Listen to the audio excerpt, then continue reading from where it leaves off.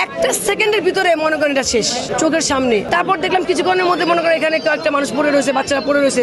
ভূমিকম্প হয়েছে, বাসার যে রেলিং ছিল এই ভূমিকম্পের কারণে বাউন্ডারি যে ছিল 3 ফুটের বাউন্ডারি ওইটা ভেঙে পড়ে গেছে। তারপর নিচে পড়ছে, আলা যে আপনার ক্ষত হয়েছে সে হাসপাতালে গেছে। রাস্তায় একটু খেয়াল করে দেখলাম যে এখানে কয়েকজন মানুষ পড়ে আছে রক্তাক্ত অবস্থায়। তার ভিতরে একজনের মাথা পুরো থ্যাতলায় গেছে। এবার উপর দিকে খেয়াল করে দেখলাম যে উপর থেকে এই বিল্ডিংটা ইয়ে থেকে ধসে পড়ছে, দেয়াল এটা ধসে পড়ছে উপর থেকে ইট পড়া একজনের পুরো থ্যাতলায় গেছে, একজনের বুকে এইখানে মনে হয় হাড্ডি ভাঙে গেছে কিনা আমি খেয়াল করি নাই, রক্ত বাড়িতেছিল এইখান থেকে। আর কয়েকজন দেখি রক্তাক্ত অবস্থায় পড়ে ছিল, পরে যে যার মতো রিক্সায় নিয়ে সবাই মিটপুর হাসপাতালে নিয়ে গেছে।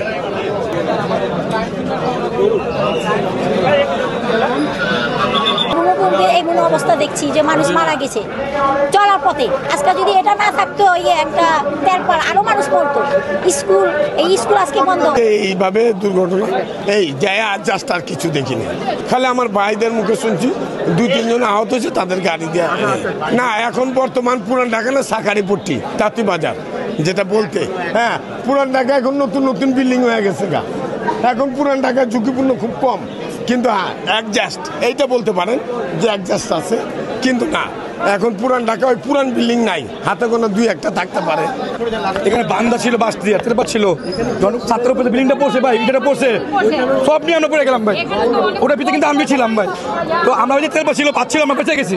আর যার শীতটা পড়ছে অত আহত হয়েছে ভাই, অত আহত হবে ভাই। চলো রাস্তা আমাদের আহত হয়েছে, মাথা বেটে গেছে, হাত ভেঙে গেছে।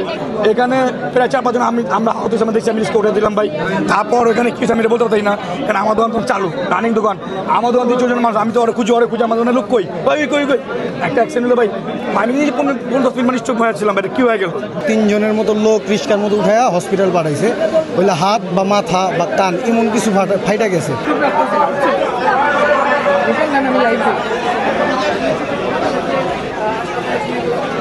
পুরান ঢাকার যেই জায়গাগুলো বিল্ডিংগুলি আসলে অপরিকল্পিত, এটার একটা ব্যবস্থা নেওয়া দরকার, পরিকল্পিতভাবে থাকা দরকার। যেমন আজকে একটা দুর্ঘটনা ঘটে গেল, 3 জন লোক ছিল, এর মধ্যে একজন সাদা ড্রেস পরেছিল, ওনাকে দেখলাম যে মাটিতে পড়ে আছে। ওনার অবস্থাটা একটু বেশি গুরুতর। একটা বাচ্চা ছিল, একজন মা ছিল, উনি আবার বলতেছিল যে উনিও চোখে ব্যথা পেয়েছেন, যে আমার ভাইকে বাঁচাও। যখন ভূমিকম্পটা হয়েছে তখন উপর থেকে রেলিং ভেঙে আসে 4-5 জনের উপরে পড়ার পরে একটা বাচ্চা এখান দিয়ে ঢুকে যায়, কি জানি না কি ঢুকে গেছে আর কি, কিন্তু ঢুকার বরাবরই সে এখানেই ডেট হয়ে গেছে, দেখছি পরে শেষ। পরে আমরা দেখে এমন স্পিড দৌড় দিছি, আমরা এখানে থাকি নাই। পরে আইসা দেখি কি শুনেছে বাচ্চারা তো মারা গেছি, পরে আইসা দেখি আর 2 জন মারা গেছে হসপিটালে।